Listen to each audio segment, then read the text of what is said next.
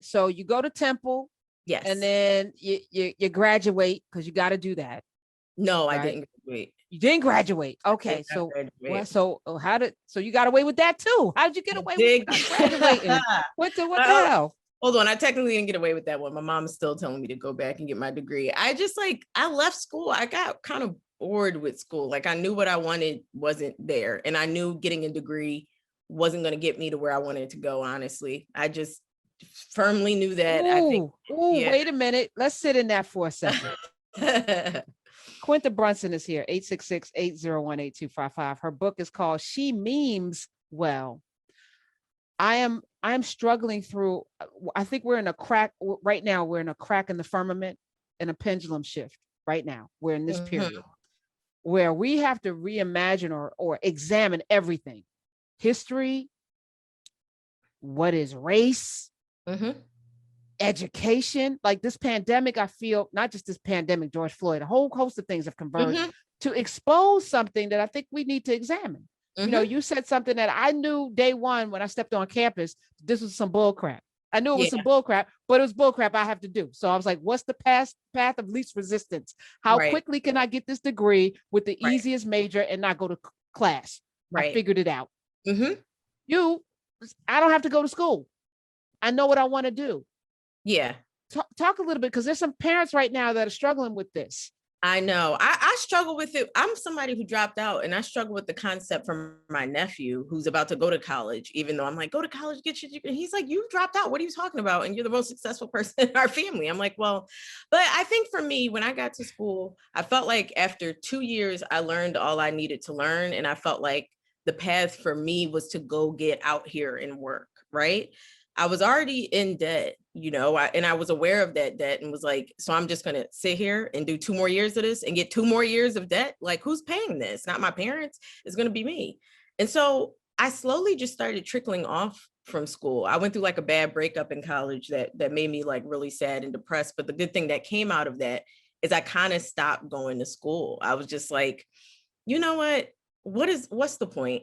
And it led me to this place of being like, I bet you I can do this without a degree. I bet you I can do the things I want to do, which was comedy and writing, without a degree. And I can tell you right now, I have not showed my degree once since I've been in this industry. Not one time. No one asked for it. Now, if you're a doctor, by all means, please go get that degree, because I need to see that if I want to see it on the wall, if you're working on me.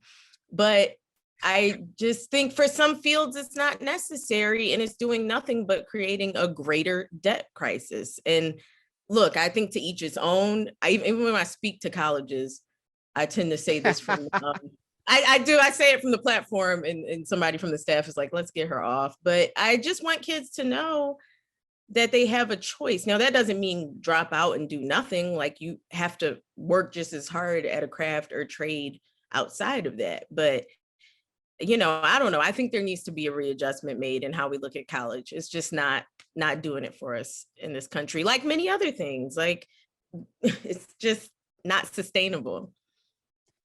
Quinta's here. Quinta Brunson. Is the child before you named Quad? And is there Trey? And is there? No. My parents got tired and they looked in a book and they said, this means 5. And they said, everyone has really beautiful names: Quay, Ngia, Kayana, Khalid. Beautiful, well thought out. Beautiful. You know, I love it. I just know no thought went into it. All right. So what are we going to do when we pick up this book? What do you want us to, what's the journey? Because it's a collection of essays. So walk us through, sketch it out for us. Yeah, you know, when you pick up the book, it's going to start from the beginning of my performance life, and then it's going to go into my schooling, which was unconventional schooling. I was in a program called a Holly from 1st to 5th grade. It was village learning. We learned to speak Swahili, and we just start with Blackness first, and then it was reversed. It was really cool, especially with all the stuff. Wait, what did that look like? So we, first of all, 1st to 5th grade, we had the same teachers, Umi and Mwangozi. And we learned everything we were supposed to learn, you know, everything a part of the Philadelphia public school curriculum, but it was all reverse engineered from the Black origins. So, if we were learning, math was math, but it started from the women who put NASA, like put NASA on the map. Like science was science, but it started with George Washington Carver, and then it was reversed backwards. And we learned a lot about our history. I always say, everybody else was like watching Cinderella in school on movie day. We had to watch Amistad, and it was like always. But I keep saying how I think that was good for me and the other kids who went to that school, because we knew our history very early on, as opposed to a lot of people who learn their history, good and bad, later, like in college, and are upset about it. Do you think foundationally that gave you the courage, because to know yourself, to know the goodness of from where you come, to know the fullness of who you are, you look at the world as not so intimidating, right? Like it helps you navigate it. For us at a younger age to know exactly what this country was, really, like to know what this country was, to know that in first grade, people think it's like scary, but it wasn't. We knew what it was, and it helped all of us navigate through this world, which we still have to navigate through. Like we still had to grow up here in America, but it was helpful to know the terrible history of America. It was helpful. And I think that would be good for a lot of people, for everyone, but especially Black people. Like our history is not taught. You have to seek it out. So I wish it was. And I think it would help us navigate where we live a little bit better. But yeah, so it's going to go from my schooling to kind of like my time in high school, and then my time in college, and then me working for the internet, my becoming viral off of the internet, and into, my experience being on HBO and in the more traditional industry. And then it lands on 2020, because that's when I finished writing the book, and just everything that was going on, like you said, from the kind of racial uprising to like our examinations of capitalism finally, to coronavirus. But I think to me, I think the book has a really nice progression.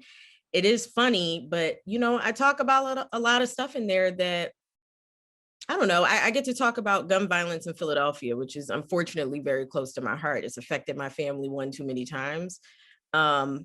But it was an honest perspective about that in relation to me being Black, me being out here in predominantly white areas, me realizing life doesn't have to be that way, because growing up in Philly, like gun violence feels so natural. But then I was like, wait, we don't have to live like this. Like, this isn't okay. So I get to talk about a lot that's near and dear to me. It's not always funny, but it's mostly funny.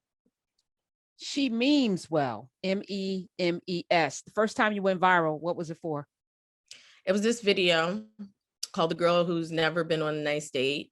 And the famous phrase from it was, "Ooh, he got money."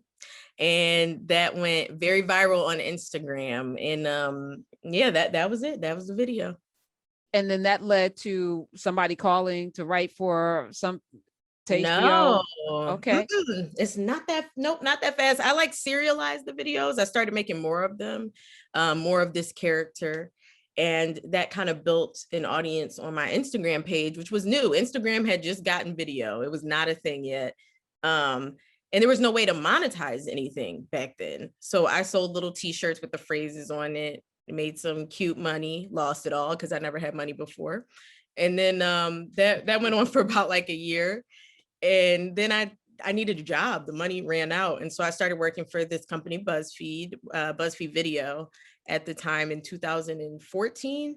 And I worked there for 3 years, making more videos and viral content, making digital series, like mini TV shows, but for the internet, and selling them to places like YouTube and Verizon Go 90.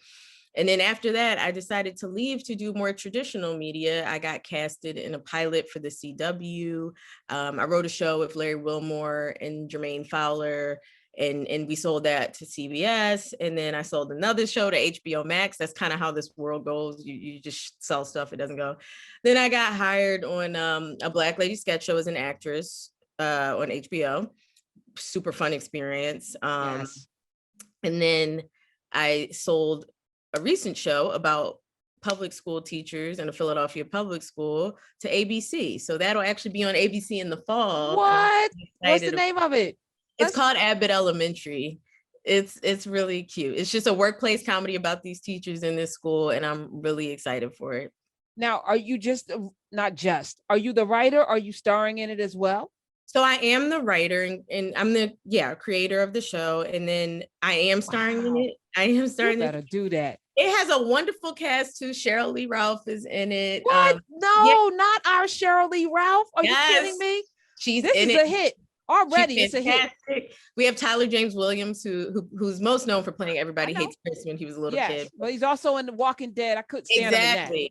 Yes, oh my goodness. A lot of things. But I'm so pumped for it, and I can't wait for people to see it. I'm just happy I'm excited to be able to give it to the world. I'm so happy.